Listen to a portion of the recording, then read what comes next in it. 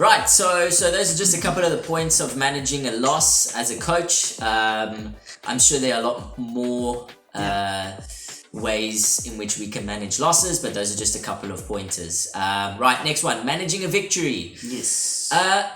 People think, why must you manage a victory? I mean, you just be super happy and ecstatic. Well done, you won, that's great. But you need to be humble, and you need to be able to manage as a player. You need to make sure that, remember, the other team has lost as well.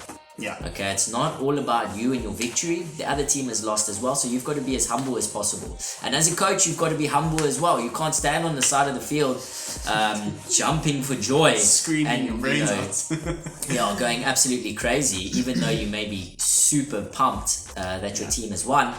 But you need to be humble as well as a coach, because remember, somebody has lost. Let's have a look here. So go and shake hands. Obviously, very, very important. Victory, win or lose, you go shake hands and you commend the other team on the way that they played. Win or lose is very, very important. Definitely. Key point, commend the team. Take the moment to recognize, just as much as you take the time to recognize for your teammates if they lost, or your players, what they did well. Thank the team for bringing the challenge to the field. Even if you walked over them 100 points, thank them for coming out the day, making the effort. They also put in the practice sessions, so just say thank you, commend them on what they did, that they did well.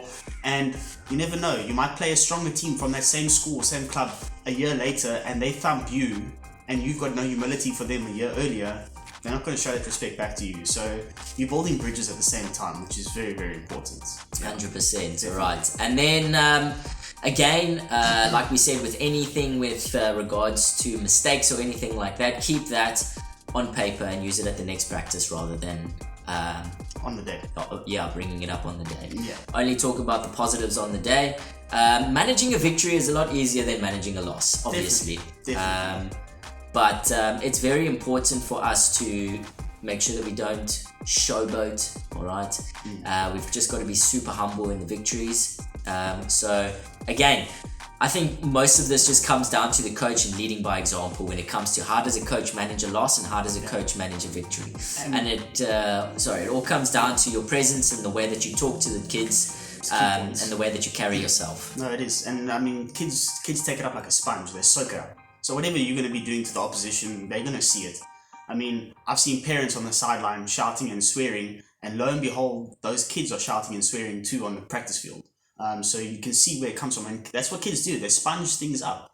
So if you can display good sportsmanship, respect, humility, honor on the field or whatever sport it is, the kids are going to follow that suit and they're going to want to be that. Exactly. And remember, one day there could be future provincial athletes or World Cup winning champions, whatever they're going to be, whatever sport. It starts from root levels and the way you teach them and lead them. Exactly. Great. So those are just a couple of pointers that we've got for managing a loss and a victory. Like I said, there's probably many, many different ways in which we can all manage it. But I think the most important thing for us as coaches is to lead by example. Definitely. Managing a loss as well as managing a victory. Definitely. And, just one small thing to coaches out there, and please drop a comment, add your comments. We appreciate that. We love that. Let's build this network. But to coaches out there, how important is humility for you on the field? For us, working with children in particular is very, very important. You're building bridges, you're building networks. I've seen coaches that have coached small teams get thumped throughout the years, but they've been the kindest, most loving coaches, and now they're in places you would never think of just because of their great sportsmanship. So that's one reason why we think it's so important to put the pride kind of aside. Yeah. Definitely. Yeah. Cool. All right, well, let's close off. If you guys enjoyed the video, hit the like button, hit the subscribe button. We really appreciate if you drop a comment. And check out our social media on Facebook and Instagram at Elite Coaching CTF. We See appreciate you guys soon. Cheers. Cheers.